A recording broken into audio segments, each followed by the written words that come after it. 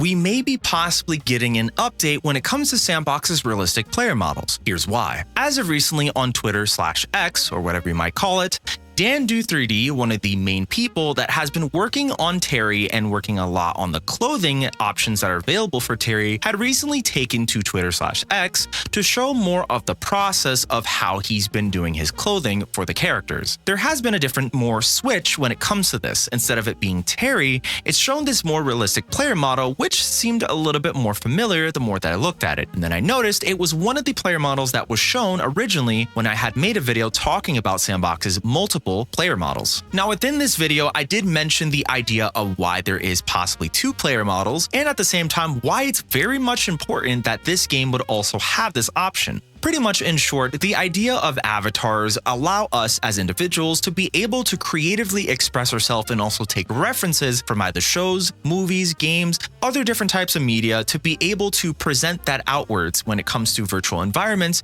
and games. Plus, sometimes we like the idea of how we perceive ourselves within the game and also how others perceive us within the game as well too. So it makes the most sense that when it comes to these newer player models, they might be a little bit more interesting or more appealing to pick compared to Terry, which has seen many different type of mixed reactions and comments overall. Now, it's not to say that the new realistic player models that were shown at one point haven't gotten any sort of negative comments too. Some of them have gotten a little bit more of the idea of they just seem a little bit too uncanny valley in some cases, which is completely understandable, but it's very nice to see that there has been an additional option at some point added within the game, but not officially announced, which I'm going to get to soon, at least yet, when it comes to these new player models, because it's very interesting to see that there is a secondary option. Now, I know there is some people that will mention that Terry originally was meant to be more of a placeholder since, of course, now Terry is seen absolutely everywhere. The screenshots provided by Dan, it shows more of this realistic player model that is wearing a jacket,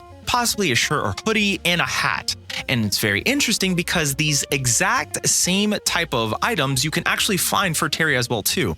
Meaning that majority of the options and clothing that you can possibly get for Terry has another possibility of them being maybe in the new realistic player models as an option. It has been presented before in previous iterations of the S&box menu that shows both Terry and the realistic player models side by side, which I think was really cool at the time. Now, I'm not really sure how exactly they're going to be implemented, but this brings me back to my next point. Facepunch, as of yet, has not really mentioned officially within any sort of blog post about the idea about why this realistic player model has been added into the game. In my theory, it has to be because of different type of options. And of course, it also adds to the idea of what kind of character you want to use for your example projects within S&box, allowing you to kind of have a bit more creativity and customization. But it is mentioned that, of course, thankfully, S&box is a moddable game and will allow you, the creator or developer, to be able to change your player models and items and basically everything in the taste of what you would want for your game, which is absolutely wonderful. This makes the game a little bit more appealing, especially for folks that have recently not been too much of a fan of the idea of Terry. But more importantly, this is very much important because, of course, a lot of people have mentioned it, and at the same time, it does bring the idea of seeing these sort of clothing options as a secondary option for people to continue their customization within the game before they end up going into another sort of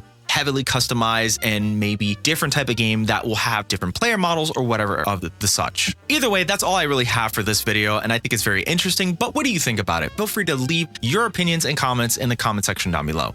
And otherwise, if you do enjoy S&box and want to know more about it, here's a video on screen that shows everything you want to know about S&box within 12 minutes or less. Thanks for watching.